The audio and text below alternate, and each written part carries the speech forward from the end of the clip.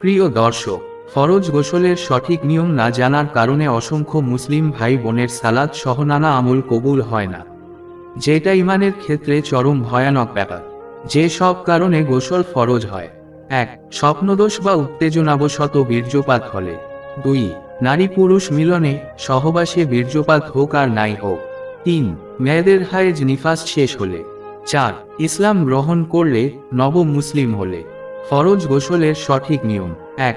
গোসলের জন্য মনে মনে নিয়াত করতে হবে।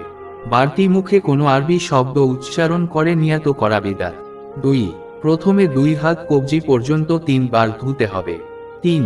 এরপর ডান হাতে পানি নিয়ে বাম হাত দিয়ে লজ্জাস্থান এবং তার আশপাশ ভালো করে ধুতে হবে। শরীরের অন্য কোনো জায়গায় বীর্য বা নাপাকি লেগে থাকলে সেটাও ধুতে হবে। 4. এবার বাম হাতকে ভালো করে ধুয়ে ফেলতে হবে। 5. এবার অজুর নিয়মের মতো করে অজু করতে হবে, তবে 2 পা ধোয়া যাবে না। 6. অজু শেষে মাথায় 3 বার পানি ঢালতে হবে। 7.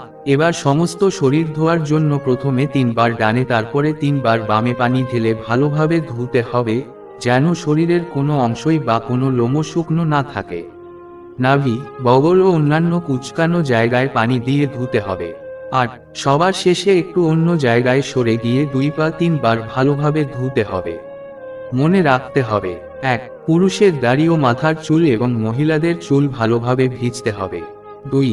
এই নিয়মে গোসলের পর নতুন করে আর অজুর দরকার নাই, যদি অজু না ভাঙে।